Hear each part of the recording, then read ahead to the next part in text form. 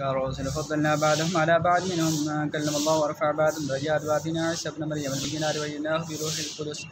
ولو شاء الله ما اقتدى الذين من بعدهم من بعد ما جاءتهم البينات ولكن اختلفوا فمنهم من آمن ومنهم من كفر ولو شاء الله ما اقتتلوا ولكن الله يفعل ما يريد يا أيها الذين آمنوا أنفقوا مما رزقناكم من قبل أن يأتي يوم لا بيع فيه ولا خلة ولا شفاعة والكافرون هم الظالمون الله لا إله إلا هو الحي القيوم لا تأخذه سنة ولا نوم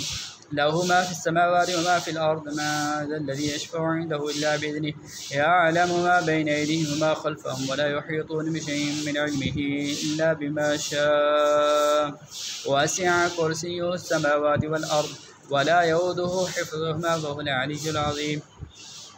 لا إكراه في الدين قد تبين الرشد من الغي فمن يكفر بالطاغوت ويؤمن بالله فقد استمسك بالعروة الوثقى لا انفصام لها والله سميع عليم الله ولي الذين آمنوا يخرجهم من الظلمات إلى النور والذين كفروا أولياءهم الطاغوت يخرجونهم من النور إلى الظلمات أولئك أصحاب النار هم فيها خالدون